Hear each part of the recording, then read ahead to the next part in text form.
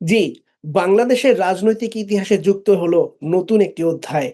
মির্জা ফখরুল ইসলাম আলমগীর বাংলাদেশের ২৩তম রাষ্ট্রপতি হিসেবে আজ শপথ নিয়েছেন। আজ ২১শে আগস্ট রাজধানীর বঙ্গভবনের দরবার হলে আনুষ্ঠানিকভাবে তার শপথ অনুষ্ঠান অনুষ্ঠিত হয়েছে। আমি মির্জা ফখরুল ইসলাম আলমগীর সশ্রদ্ধ চিত্তে শপথ বা দৃঢ়ভাবে ঘোষণা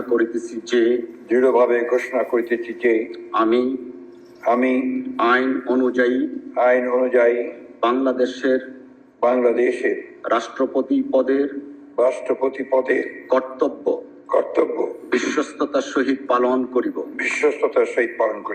জাতীয় সংসদের ভারপ্রাপ্ত স্পিকার ব্যারিস্টার কায়সার কামাল তাকে রাষ্ট্রপতির শপথ পাঠ পড়ান।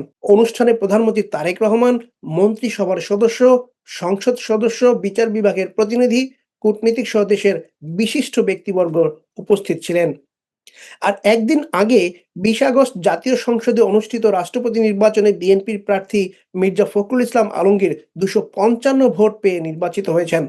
তার একমাত্র প্রতিদ্বন্দ্বী কর্নেল অবসরপ্রাপ্ত অলি আহমদ পান ৮৮ ভোট। এই নির্বাচন বাংলাদেশের রাজনৈতিক ইতিহাসেও বিশেষ গুরুত্ব বহন করে। ১৯৯১ সালে সংসদীয় ব্যবস্থা পুনঃপ্রতিষ্ঠার পর এবারই প্রথমবারের মতো রাষ্ট্রপতি পদে প্রতিদ্বন্দ্বিতাপূর্ণ নির্বাচন অনুষ্ঠিত হলো।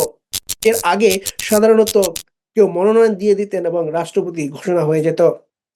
দীর্ঘ রাজনৈতিক জীবনের অভিজ্ঞতা নিয়ে রাষ্ট্রের সর্বোচ্চ সাংগঠনিক পদে দায়িত্ব নিলেন মির্জা ফখরুল ইসলাম আলমগীর। রাষ্ট্রপতি হিসেবে তার সামনে থাকবে সংবিধান রক্ষা, রাষ্ট্রীয় প্রতিষ্ঠানগুলোর মর্যাদা বজায় রাখা এবং দেশের জনগণের প্রত্যাশা পূরণে গুরুত্বপূর্ণ সাংবিধানিক দায়িত্ব পালন। পিবিসি 24 টেলিভিশনের পক্ষ থেকে বাংলাদেশের নবনির্বাচিত রাষ্ট্রপতি মির্জা ফখরুল ইসলাম আলমগীরকে আন্তরিক শুভেচ্ছা ও অভিনন্দন জানাচ্ছি। আমরা আশা করি তার নেতৃত্বে রাষ্ট্রের সাংবিধানিক প্রতিষ্ঠানগুলো আরো শক্তিশালী হবে এবং বাংলাদেশে শান্তি, গণতন্ত্র, ন্যায় বিচার এবং সমৃদ্ধির পথে আরো এগিয়ে যাবে। রাষ্ট্রপতি মির্জা ফখরুল ইসলাম আলমগীরের জন্য রইল আমাদের আন্তরিক শুভকামনা। বাংলাদেশের মানুষের এখন একটাই প্রত্যাশা, রাষ্ট্র হোক সবার, অধিকার হোক সবার, বাংলাদেশ এগিয়ে যাক ঐক্য ও গণতন্ত্রের পথে। আজ এ পর্যন্তই। ভালো থাকুন, সুস্থ থাকুন।